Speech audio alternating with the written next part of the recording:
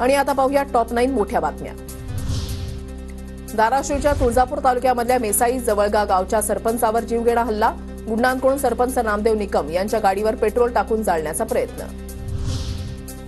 रायगडमधल्या उरण तालुक्यामधल्या पागोटे गावच्या सरपंचांना धमकी। माझा संतोष देशमुख होण्याची वाट बघताय का? सरपंच कुणाल पाटलांचा पोलिसांना सवाल। अंजली दमानियांकडून धनंजय मुंडेंचा पिस्तूल हातामध्ये घेतलेला जुना फोटो ट्विट। तर धनंजय मुंडेंची वाल्मिक कराडसोबतच्या संबंधांची तार पुन्हा छेडली। धनंजय मुंडेंचा कार्यकर्ता कैलास फडला अखेर अटक। हवेत गोळीबार करतानाचा व्हिडिओ अंजली दमानियांनी ट्विट केल्यानंतर झाला होता गुन्हा दाखल। बीडमध्ये कुणाची दादागिरी चालू देणार नाही। बीड सरपंच हत्या प्रकरणावरून मुख्यमंत्री देवेंद्र फडणवीसांचा पुन्हा इशारा। आरोपी माझ्या कितीही जवळचा असला तरी फाशी द्या। संतोष देशमुख हत्या प्रकरणी धनंजय मुंडेंची प्रतिक्रिया। हत्या प्रकरणाची पारदर्शकपणे चौकशी करण्याची मागणी। मुख्यमंत्री फडणवीसांनी नैतिकतेच्या मुद्द्यावर धनंजय मुंडेंसह अजित पवारांचा राजीनामा घ्यावा। बीडमधल्या वाढत्या गुन्हेगारीवरून राऊतांची मागणी।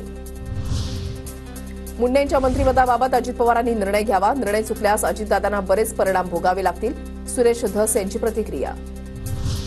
वाल्मिक कराडला अटक झाली पाहिजे, संदीप क्षीरसागर यांची मागणी। तर धनंजय मुंडे मंत्रिमंडळामध्ये असल्यास तपासामध्ये पोलिसांवर दबाव येईल, क्षीरसागर यांच्याकडून शंका व्यक्त।